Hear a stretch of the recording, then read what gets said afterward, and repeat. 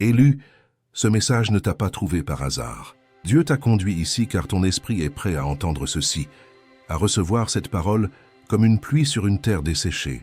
Ce n'est pas juste un message parmi d'autres, une simple notification dans le flux de ta vie. C'est une confirmation divine, une validation scellée du ciel, un sceau apposé sur la lutte que tu as si longtemps portée en secret. Tu n'as pas imaginé cette bataille. Tu n'as pas exagéré cette trahison. Tu n'as pas souffert en vain, gaspillé tes larmes dans un vide sans écho.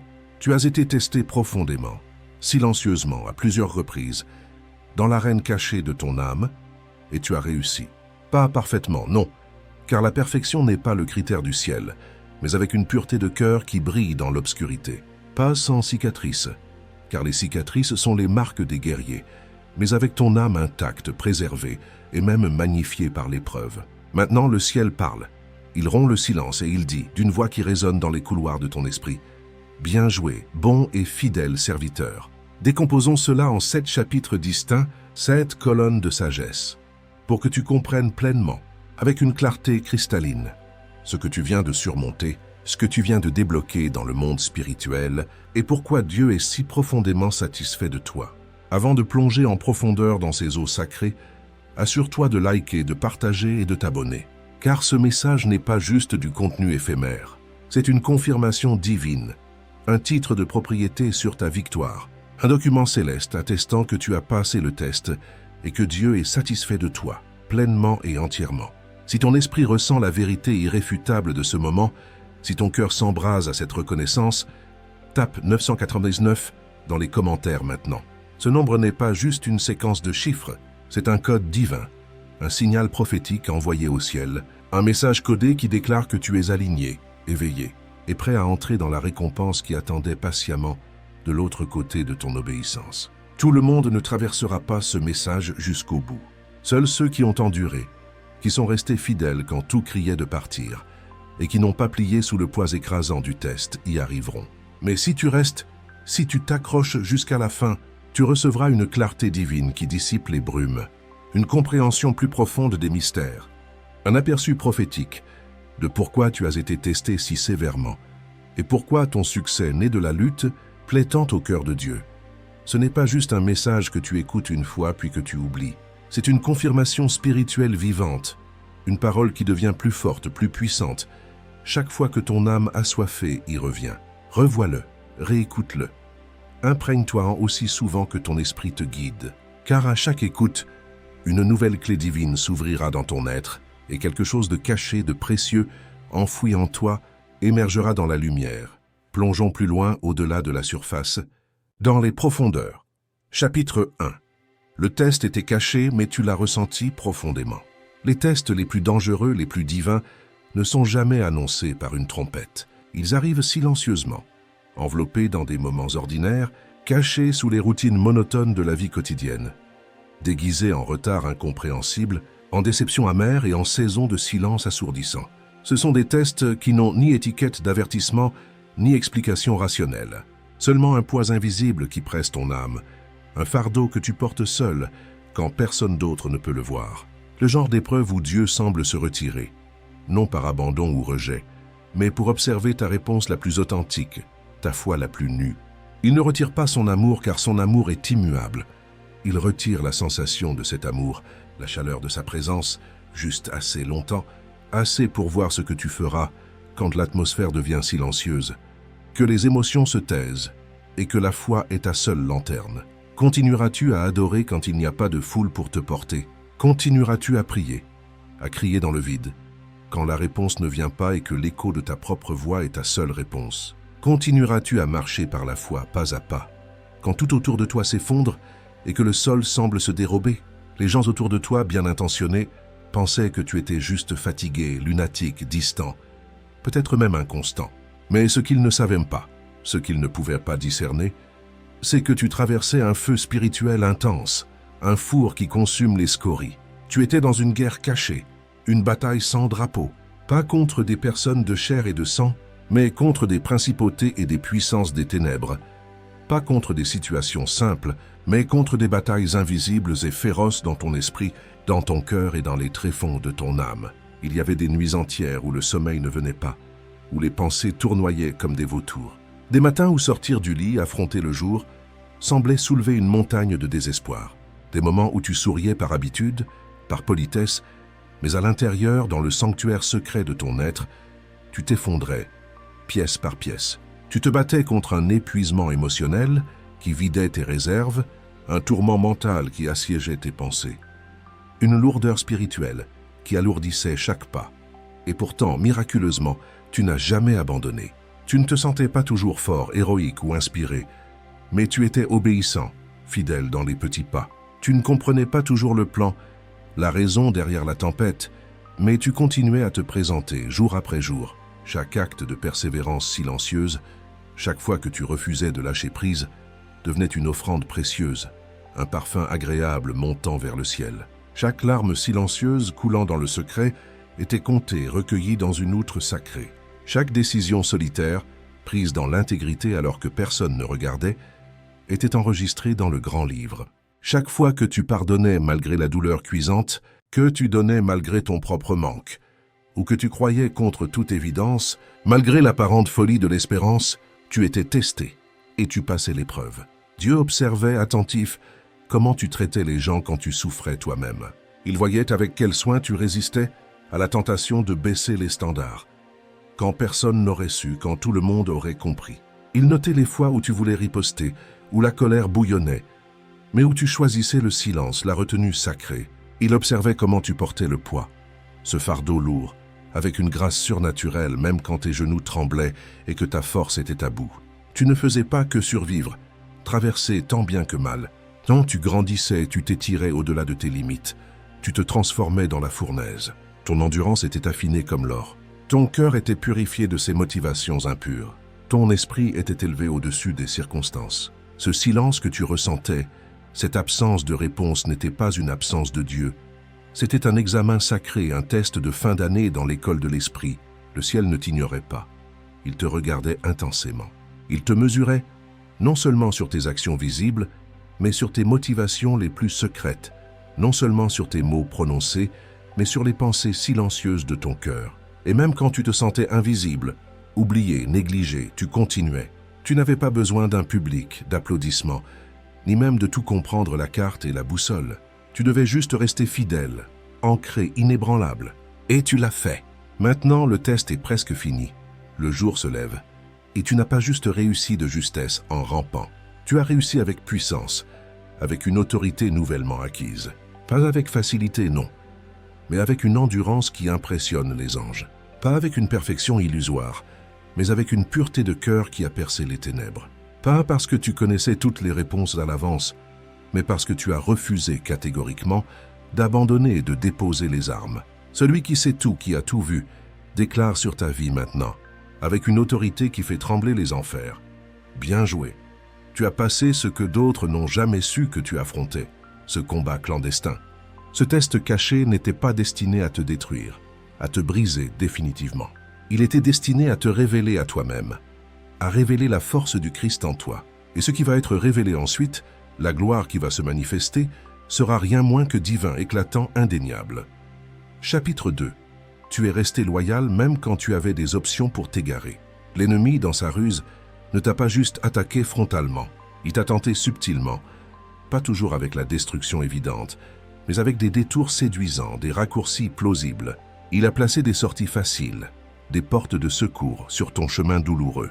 On t'a offert à plusieurs reprises des opportunités brillantes de couper les coins, de compromettre tes valeurs fondamentales, de prendre un chemin plus rapide, plus large, qui semblait mener au succès, mais aurait coûté le prix de ton âme, de ton intégrité. Tu aurais pu prendre la parole pour te justifier, devenir amer, dur quand ils t'ont trahi, te venger avec élégance, riposter avec intelligence ou simplement te refermer, bâtir un mur autour de ton cœur. Tu avais toutes les raisons humaines, logiques, de t'éloigner des gens, de ton but, même de Dieu, leur en vouloir de ce silence. Mais quelque chose en toi, plus profond que la peur, plus profond que la douleur aiguë, continuait à murmurer, une petite voix ténue mais insistante. Reste loyal à la vérité, même quand les mensonges s'épaississaient comme un brouillard autour de toi. Reste loyal à ton intégrité, ce noyau dur de qui tu es, même quand absolument personne ne regardait, dans l'obscurité totale. Reste loyal à ta mission, ton appel. Même quand obéir à Dieu semblait te punir, t'éloigner de la bénédiction. Reste loyal à l'amour, ce principe divin, même quand tu étais confronté à la harde, à l'ingratitude. Et tu l'as fait. Tu as choisi l'honneur plutôt que les réponses de l'ego, la patience plutôt que les réactions de l'orgueil, l'humilité plutôt que la gloire éphémère. Tu n'as pas cherché la vengeance, même quand tu avais des preuves accablantes, des dossiers complets. Tu n'as pas dénoncé les gens publiquement pour laver ton nom, même quand ils ont activement, méchamment, essayé de ruiner ton caractère, ta réputation. Tu n'as pas échangé ta couronne éternelle contre de la popularité temporaire, des likes éphémères. Tu n'as pas plié sous la pression écrasante, ni vendu ton âme, ton essence, pour la validation extérieure, le gain temporaire ou les applaudissements des hommes. Tu étais loyal pas seulement aux personnes, mais à ton but profond. Et la loyauté au but est la loyauté à Dieu lui-même qui t'a donné cet appel. Ce genre de loyauté inconditionnelle est rare, précieuse, dans un monde qui loue les victoires rapides, les résultats instantanés et les succès sans principe. Mais tu comprenais intuitivement quelque chose que la plupart ignorent, une loi spirituelle, une faveur bâtie sur le compromis, sur un fondement sablonneux, s'effondre toujours, immanquablement emportant tout avec elle. Alors tu as choisi la voie plus lente, plus exigeante, le chemin plus difficile, étroit, celui qui exigeait plus de toi, qui te purifiait, mais promettait quelque chose d'infiniment plus grand, plus stable. À la fin, la récompense de Dieu, pas les applaudissements éphémères des hommes. Le ciel observait attentif à chaque croisement, à chaque décision cruciale. Tu passais une autre couche du test, un niveau supérieur, non parce que tu n'avais pas d'autres options, tu en avais pleinement, mais parce que tu as choisi la plus élevée, la plus divine. Tu aurais pu t'égarer, laisser la douleur légitime transformer ton cœur tendre en une forteresse de haine, devenir froid, cynique, comme ceux qui t'ont blessé. Mais tu ne l'as pas fait. Tu es resté fidèle à toi-même, à ton identité en Christ, à Dieu, à l'appel unique sur ta vie. Et ce genre de loyauté, éprouvé par le feu, ne passe pas inaperçu dans le royaume spirituel. Dieu ne récompense pas seulement l'obéissance mécanique, il honore la loyauté du cœur. Car la loyauté prouve l'amour authentique, la confiance inébranlable. Elle prouve que tu ne sers pas juste pour ce que tu peux obtenir, les bénédictions, mais que tu marches avec Dieu parce que tu crois en lui, en sa bonté, même quand cela te coûte très cher. Maintenant parce que tu es resté loyal, inébranlable, quand personne ne regardait dans l'intimité de tes choix, parce que tu es resté fidèle, attaché, quand l'option la plus facile, la plus logique était d'abandonner, de lâcher prise, parce que tu n'as pas laissé la douleur, aussi intense soit-elle, changer ta nature pure, ta bonté fondamentale. Dieu est sur le point de te confier davantage. Plus de responsabilité dans son royaume, plus d'influence sur ton monde, plus de puissance pour son service. Il sait, il a la preuve que tu ne t'égareras pas, que tu ne compromettras pas quand les choses deviendront difficiles, car tu l'as prouvé dans le feu. Le ciel l'a enregistré, gravé dans le marbre. Tu es resté loyal et maintenant ta moisson abondante, proportionnelle à ta fidélité, est en route, inexorable. Chapitre 3. Ton silence était puissant dans le royaume spirituel. Tu aurais pu les exposer, les mettre à nu. Tu en avais tous les droits, moralement, émotionnellement. Tu avais les captures d'écran, les conversations, la vérité nue, tout. Tu étais armé jusqu'aux dents de preuves tangibles, de clarté irréfutable et de la supériorité morale qui t'aurait donné raison aux yeux de tous. Mais au lieu d'allumer un feu vengeur avec ta douleur, au lieu de jeter de l'huile sur le bûcher, tu as choisi de t'asseoir en silence avec Dieu.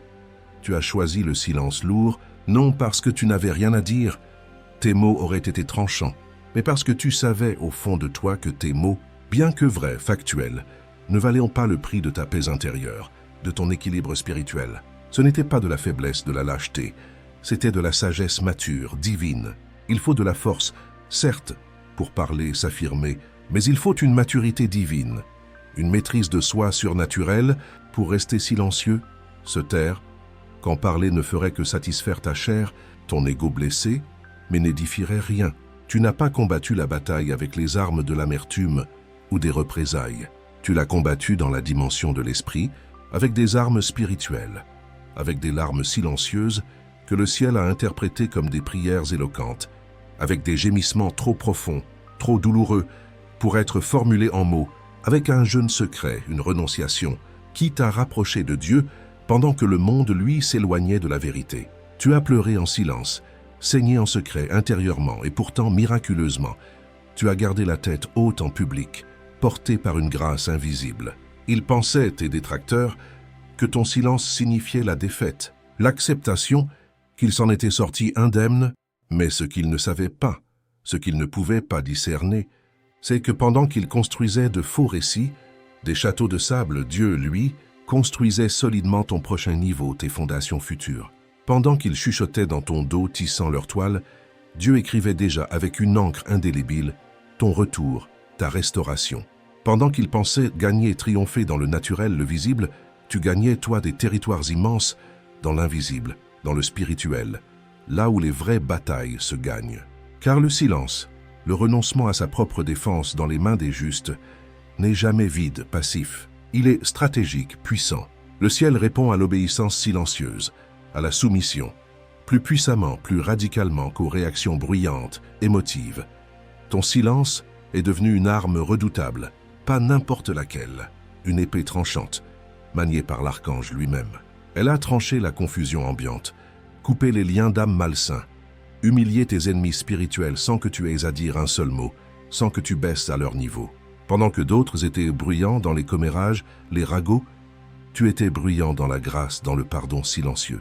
Pendant que d'autres élevèrent la voix pour crier leur innocence, tu élevais tes prières, tes supplications, vers le Très-Haut. Pendant que d'autres cherchaient frénétiquement la vengeance, tu cherchais refuge, abri, dans le lieu secret, la chambre nuptiale du Très-Haut.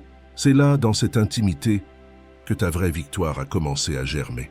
La retenue, la maîtrise de soi que tu as montrée, cette force immense est devenue ta justice, ta défense. Dans une culture moderne, un monde qui récompense les ripostes cinglants, les publications virales et les règlements de compte public, toi, tu t'es agenouillé dans l'humilité, la poussière. Tu n'avais pas besoin de devenir viral, connu de tous. Tu avais besoin d'être transformé, métamorphosé. Tu n'avais pas besoin d'attention, de regard. Tu avais besoin d'alignement, de connexion. À cause de cela, le ciel était en admiration, subjugué par ta foi. Les anges ont pris note, se sont arrêtés pour te regarder. Dieu a souri, son cœur a été joyeux. Dieu ne récompense pas seulement ceux qui font ce qui est juste, de manière visible. Il honore particulièrement, avec une faveur spéciale, ceux qui choisissent de ne pas faire ce qui est mal, même quand ils le pourraient, même quand cela serait compréhensible, excusable. Tu n'as pas réagi instinctivement. Tu as répondu avec réflexion, dans l'esprit, sous l'onction. Tu n'as pas riposté, rendu l'appareil. Tu as lâché prise, abandonné la lutte. Tu n'as pas maudit ceux qui t'ont maudit. Tu les as couverts par la prière, par le silence. Maintenant, parce que tu as passé ce test silencieux, ce marathon de la retenue, parce que tu as laissé Dieu être ton défenseur, ton avocat, pendant que tu gardais précieusement ta paix, ton jardin intérieur, parce que tu as cru jusqu'à la moelle, que la justice divine ne manque jamais sa cible, qu'elle est toujours ponctuelle. Ton indication, ton élévation, est en préparation active, non seulement en privé, dans ton cœur, mais bientôt en public, sous les yeux de tous. Les bouches qui ont menti sur toi, calomniées, verront impuissantes ton ascension, ton vol. Les mains qui ont essayé de te briser, de t'enfoncer, seront forcées de regarder, ébahies, Dieu t'élever, te placer sur un piédestal. Ton silence n'était pas vide, stérile, il était sacré, consacré. Maintenant, le ciel est sur le point de répondre, de rompre le silence, d'une manière qui rendra chaque larme silencieuse, chaque nuit blanche, précieuse, comme une perle rare. Tu n'es pas resté juste silencieux, muet. Tu es resté soumis, abandonné à sa volonté, et cela a tout changé, la donne. Chapitre 4. Tu as béni les autres pendant que tu saignais. Tu saignais, non pas physiquement de manière visible, mais spirituellement, émotionnellement, mentalement. Tes blessures intérieures étaient béantes. Tu traversais une tempête intérieure, un ouragan que peu de personnes pouvaient voir, percevoir, et encore moins comprendre, compatir. Pourtant, au milieu même de ta douleur aiguë, de ton propre naufrage, tu continuais à te présenter pour les autres, à être disponible. Tu ne portais pas tes blessures comme une arme pour attirer la pitié, tu les portais comme une couronne cachée, une dignité dans l'épreuve. Tu continuais à encourager les autres, à leur donner du courage pendant que ton propre cœur se brisait en 1000 morceaux. Tu continuais à verser de ta substance, de ton temps, de ton amour dans les vies des autres, pendant que ta propre coupe, ta propre réserve, semblait absolument vide, desséchée. Tu donnais des sourires authentiques à travers un voile de larmes, de la sagesse mature à travers un brouillard de lassitude, de l'espoir têtu à travers un océan de chagrin. Ce n'est pas un comportement ordinaire. Humain, c'est la marque des élus, des choisis, des fils et filles du roi.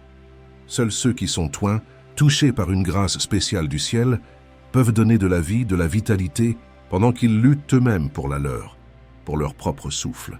Seuls ceux appelés, marqués par Dieu, peuvent servir dans l'ombre, en silence, soutenir les autres, les porter, tout en souffrant eux-mêmes en silence et bénir les autres, prononcer des paroles de vie, tout en se sentant complètement brisé.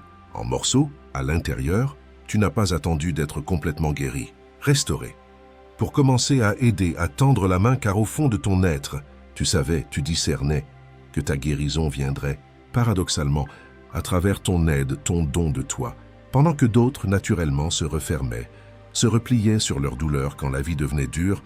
Toi, tu ouvrais ton cœur encore plus grand, tu devenais plus vulnérable, plus aimant.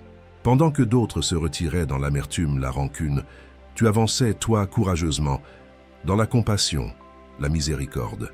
Ce n'est pas juste de l'altruisme, de la gentillesse, c'est de la maturité spirituelle à son plus haut niveau. Tu étais affiné, passé au feu comme de l'or pur. Et pourtant, au lieu de devenir dur, cassant, tu choisissais de continuer à aimer, à t'ouvrir. Tu priais avec ferveur pour des gens qui ne priaient jamais pour toi, t'oubliais. Tu donnais généreusement à des gens qui ne donnaient jamais en retour, qui ne rendaient pas l'appareil. Tu restais présent, fidèle, pour des gens qui disparaissaient, s'évaporaient, quand tu avais le plus besoin d'eux, de leur soutien. Et pourtant, malgré tout cela, tu n'as jamais laissé ces déceptions, ces trahisons, te rendre froid, cynique, distant. Tu n'as pas laissé la trahison changer ta nature fondamentalement bonne, aimante. Tu n'as pas laissé l'épuisement total corrompre ton caractère, ton intégrité. Tu as gardé ton esprit pur, tes motivations propres, pendant que ton âme était en lambeaux déchirés. C'est quelque chose, cette fidélité dans la tempête, que le ciel prend au sérieux, qu'il note soigneusement. Chaque fois que tu as relevé quelqu'un d'autre, que tu lui as tendu la main, Dieu l'a enregistré comme un acte d'amour pur. Chaque message d'encouragement que tu as envoyé, chaque conversation où tu as versé de ta sagesse, malgré ta propre confusion, chaque fois que tu es resté éveillé tard, sacrifiant ton sommeil, pour aider quelqu'un à respirer, à survivre, à travers sa propre douleur, tout cela comptait, avait un poids immense dans le royaume spirituel. Maintenant, la loi immuable de la réciprocité divine, de la semence et de la moisson, s'active, se met en marche dans ta vie, avec puissance, parce que tu as arrosé les autres, que tu as été un canal de bénédiction. Dieu est sur le point de t'arroser, de te submerger de sa pluie, parce que tu as donné généreusement, malgré ta propre douleur, ton propre manque. Le ciel est sur le point de rendre, de te restituer en abondance pressée, secouée et débordante. Parce que tu as choisi d'être une bénédiction, un canal, pendant ton propre brisement, ta propre désolation, des bénédictions spécifiques, ciblées, te poursuivent maintenant avec intention, détermination. Tu as passé l'un des tests les plus rares, les plus exigeants, le test de l'altruisme pur, du don de soi sans contrepartie. Tu ne servais pas pour être vu, remarqué. Tu ne donnais pas pour être loué, remercié. Tu ne te présentais pas pour gagner de la popularité ou du crédit social. Tu le faisais par amour authentique, par appel profond, par obéissance simple. C'est le genre de service, de cœur, que le ciel multiplie, bénit abondamment.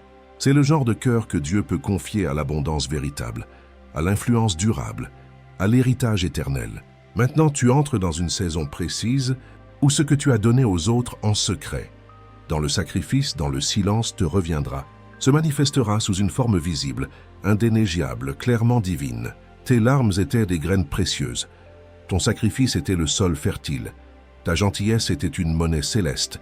Et la moisson, la récolte, est déjà en mouvement, irréversible. Tu n'as pas attendu d'être plein, comblé, pour nourrir les autres.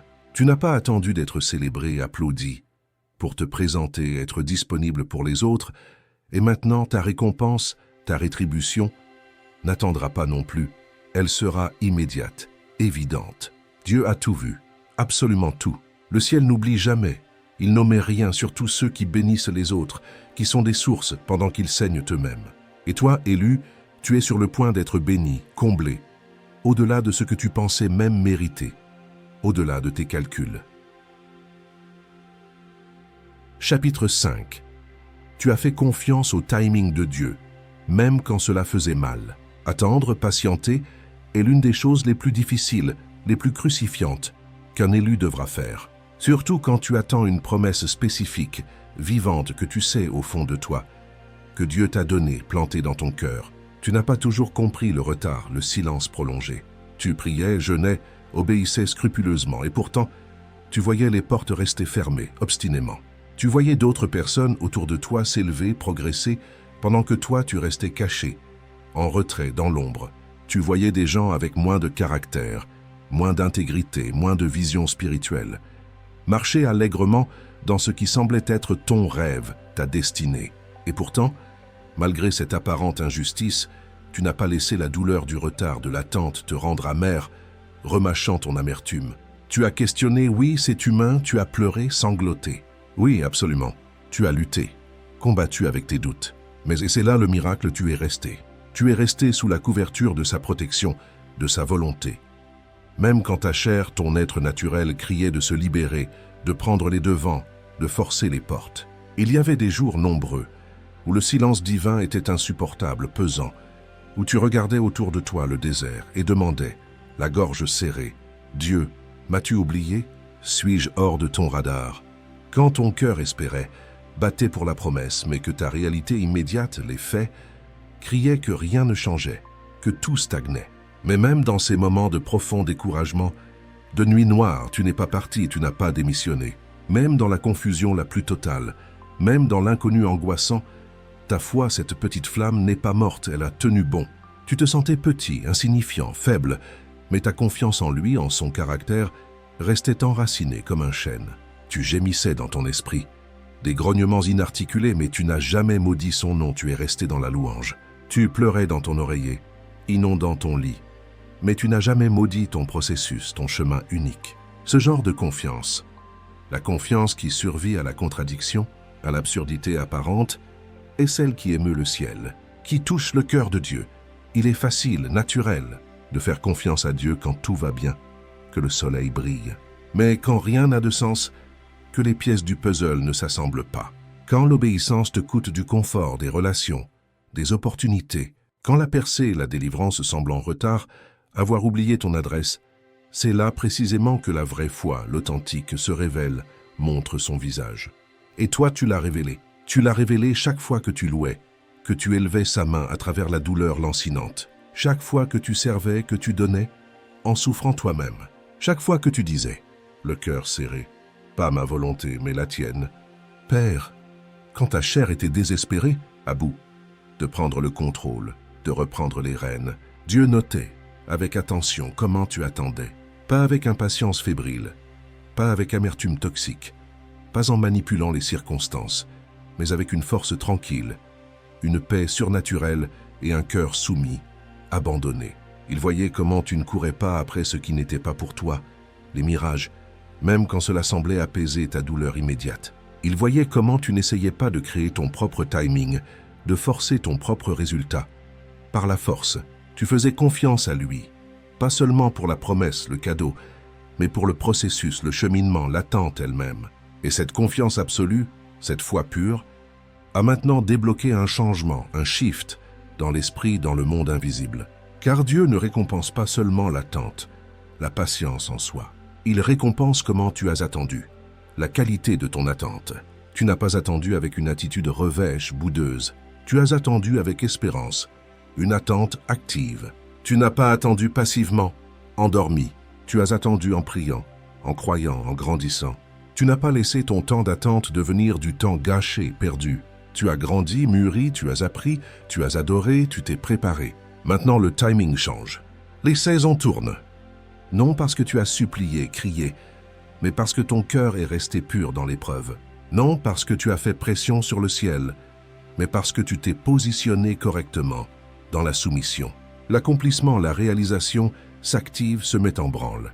Non parce que l'horloge naturelle dit qu'il est temps, mais parce que tu as été transformé, métamorphosé dans l'attente de l'attente. Dieu peut maintenant te confier avec assurance ce que tu désirais autrefois si ardemment. Élu, le retard, l'attente, ne t'a pas refusé, privé. Il t'a développé, enrichi. Il t'a rendu plus sage, plus fort, plus préparé, plus mature que tu ne le réalises même pas. Maintenant, quand la bénédiction viendra, elle ne t'écrasera pas, ne te dépassera pas. Elle te conviendra parfaitement, comme un vêtement sur mesure, car ta foi a fait de la place pour elle. Ta patience t'y a préparé, conditionné, et ta confiance inébranlable dans le timing parfait de Dieu t'a qualifié, habilité, pour enfin y marcher, y vivre. Chapitre 6. Tu as laissé Dieu combattre tes batailles, et il est sur le point de répondre. Tu aurais pu riposter et contre-attaquer. Tu aurais pu te défendre, plaider ta cause. Tu aurais pu exposer les mensonges, rendre public ce qui était caché. Tu aurais pu égaler l'énergie négative, rendre-la pareille, et essayer de forcer ta vindication, ta justification, par tes propres moyens. Mais au lieu de cela, tu as choisi une stratégie différente, contre-intuitive. Tu as tout abandonné, déposé aux pieds de Dieu. Tu ne l'as pas fait parce que tu étais impuissant, sans ressources, mais parce que tu comprenais, dans ton esprit, un principe spirituel plus élevé, une loi du royaume. Quand tu lâches prise, quand tu abandonnes la lutte, Dieu intervient, il entre en scène.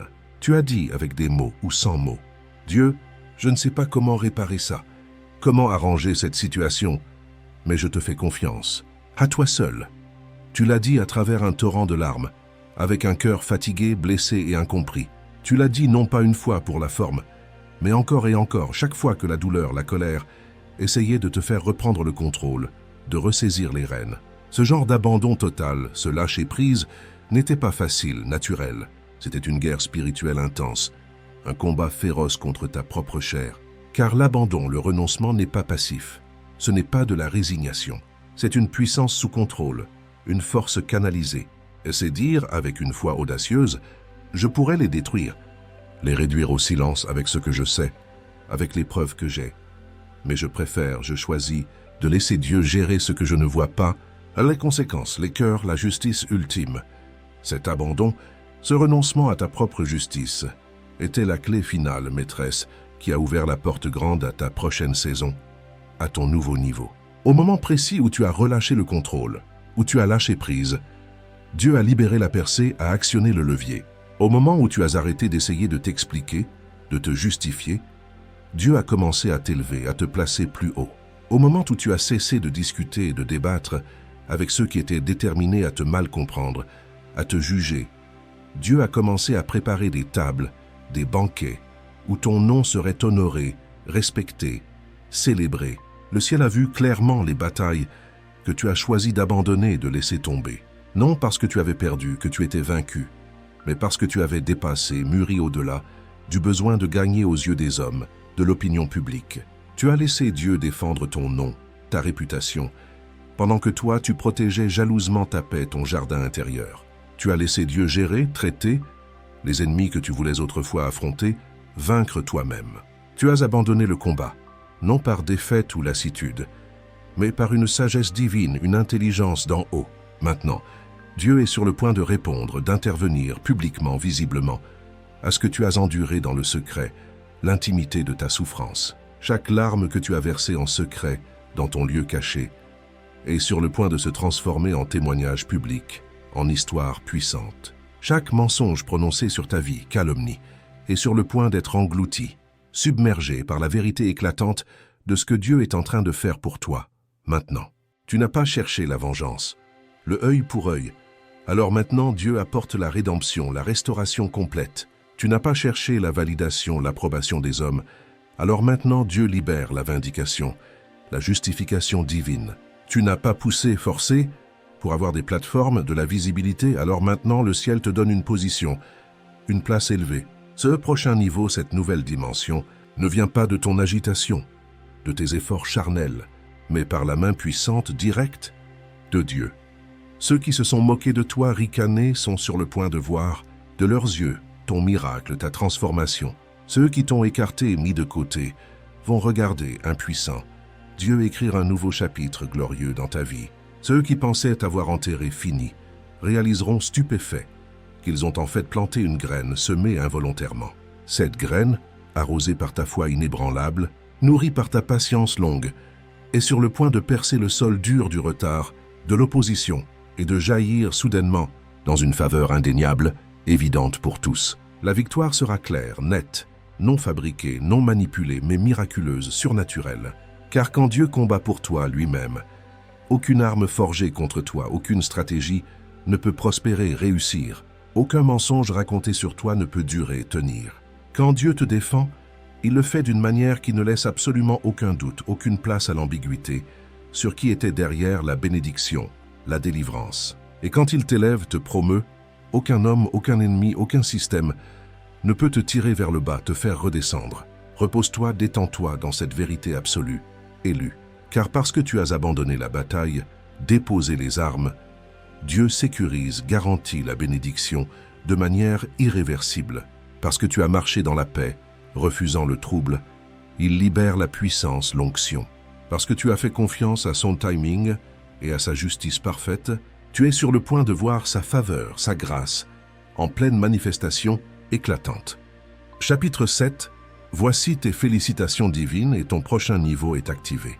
Élu, fais une pause ici. Arrête-toi un instant et imprègne-toi de cela. Laisse cela pénétrer chaque fibre de ton être. Ce n'est pas juste la fin d'un chapitre, la conclusion d'un enseignement. C'est ton moment de félicitations divines, ta cérémonie de remise de diplôme dans l'esprit. Pas de la part de ceux qui n'ont pas vu ta lutte, étaient absents. Pas de la part d'amis tièdes qui ont disparu, s'esquivant, quand tu avais le plus besoin d'eux, de leur soutien. Mais de la part de celui qui a tout vu, absolument tout, le Dieu fidèle qui a observé chaque test caché, chaque combat intérieur. Celui qui a compté tes larmes, une à une, suivi tes sacrifices, pas à pas, et noté la qualité de ton cœur, ta fidélité, quand il aurait été si facile, si compréhensible, d'abandonner, de jeter l'éponge. Ces félicitations, ces compliments, ne viennent pas parce que tu as simplement survécu, traversé tant bien que mal, mais parce que tu as réussi, triomphé. Tu n'as pas juste trébuché en boitant sur la ligne d'arrivée.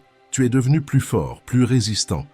À chaque pas, à chaque épreuve, tu n'as pas juste enduré la douleur, la supportant. Tu l'as laissé te purifier, affiner tes motivations, tes désirs. Tu n'as pas juste continué mécaniquement. Tu es devenu plus sage, plus fidèle, plus proche, intimement, de la version de toi que Dieu avait imaginée, rêvée, lorsqu'il t'a formé dans le ventre de ta mère. Tu as été caché pendant un temps, mis de côté mais jamais oublié, même une seconde. Tu as été ignoré par beaucoup, négligé mais jamais par le ciel, toujours sous son regard. Maintenant, la couverture qui t'a protégé, préservé, dans la saison passée, l'ombre du Très-Haut, deviendra la plateforme solide, la scène qui t'élèvera, te mettra en lumière dans la prochaine saison. Tout ce que tu as traversé, chaque combat, chaque larme, construisait patiemment la scène, les fondations sur laquelle Dieu est sur le point de te placer, de te positionner. Tu as mûri, grandi, pas seulement émotionnellement, pas seulement spirituellement, mais dans ton identité profonde, qui tu es en lui. Tu es sorti de la tempête, non seulement vivant simplement, mais oint, consacré, marqué par l'épreuve. À cause de cela, une promotion spirituelle, une élévation de ton autorité s'est activée, déclenchée sur ta vie. Quelque chose d'invisible a changé dans les lieux célestes, dans le royaume spirituel. Tu ne le ressens peut-être pas encore dans le naturel, mais le royaume spirituel a déjà répondu, a bougé, en réponse à ton endurance, ta persévérance. Maintenant, des portes autrefois scellées, verrouillées, commenceront à s'ouvrir d'elles-mêmes sans effort comme par magie divine. Non parce que tu as frappé plus fort, supplié plus intensément, mais parce que le ciel a autorisé, décrété ton accès, ton passage. Non parce que tu as supplié, crié, mais parce que tu as cru silencieusement. Non parce que tu as cherché frénétiquement les projecteurs, la reconnaissance, mais parce que tu es resté fidèle dans l'ombre, l'obscurité, et à continuer à louer, à adorer. Tu n'as pas eu à te battre, à lutter pour attirer l'attention divine. Tu t'es battu avec courage pour rester aligné en accord avec sa volonté. Tu n'as pas échangé ta paix intérieure précieuse contre la popularité éphémère. Tu n'as pas compromis ton caractère, ton intégrité, pour la commodité, la solution facile. Maintenant, le ciel récompense, honore, ce que la terre a négligé, méprisé. La faveur divine tombe sur ton nom comme une pluie douce. La grâce surnaturelle est libérée sur ton chemin, aplanissant les obstacles. L'accélération, la vitesse, s'active dans ton atmosphère, ton environnement. Là où il y avait de la résistance, de l'opposition, il y aura maintenant de la facilité, un flux. Là où il y avait des luttes, des efforts, il y aura maintenant un flux surnaturel, une onction. Là où il y avait du silence, de l'attente, il y aura maintenant du son, du bruit. Le son de la percée, du mouvement et des rendez-vous divins, des connexions. Ce n'est pas juste une victoire personnelle. C'est une annonce divine, une proclamation dans le ciel. Dieu est satisfait de toi, pleinement, entièrement. Et quand Dieu est satisfait, content, rien, absolument rien, dans tous les univers, ne peut arrêter, empêcher ce qui vient ensuite. Aucune opposition ne peut le retarder, même d'une seconde. Aucune jalousie ne peut le bloquer, l'entraver. Aucun mensonge, calomnie ne peut l'annuler, l'invalider. Aucune erreur passée, aucun échec ne peut te disqualifier, t'exclure. Car ce qui est libéré maintenant, cette vague de bénédiction, n'est pas basé sur ta perfection, tes performances, mais sur ta posture, ton cœur, ton attitude. Alors, marche avec assurance, confiance. Tu n'es plus la même version de toi-même. Tu as été amélioré, mise à niveau. Vise haut avec joie, allégresse. Ta saison de pleurs, de larmes, a laissé place à préparer le terrain, à la moisson, la récolte. Avance sans crainte, avec espérance, une attente positive. Ta foi tenace a déjà fait de la place, créé l'espace, pour ce qui est en chemin, qui arrive à grands pas. Plus de questions, de doutes sur ta valeur, ton identité. Plus d'attentes vaines pour l'approbation, la validation, de ceux qui ne voyaient pas, ne discernaient pas ta valeur réelle. Plus de rétrécissement, de rapetissement, pour t'adapter, te faire petit, dans des espaces étroits que Dieu, lui, t'a appelé à diriger, à influencer. Tu n'entres pas juste dans un nouveau niveau, une nouvelle dimension. Tu deviens le niveau, le standard, la référence. Ceux qui t'intimidaient autrefois te faisaient peur. S'inclinera maintenant, se soumettra devant l'autorité que tu as acquise, gagnée dans le combat. Ta saison d'épreuve, de test est terminée, achevée.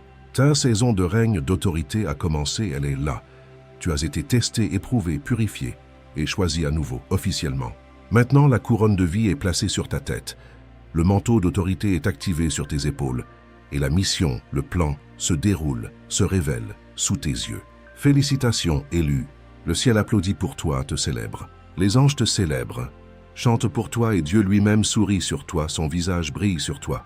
Tu as passé le test, le feu, et Dieu est fier, vraiment fier de toi. Maintenant, prépare-toi, tiens-toi prêt, car la récompense sera si évidente, si indélégable, qu'elle fermera toute bouche. Amen, le feu est allumé.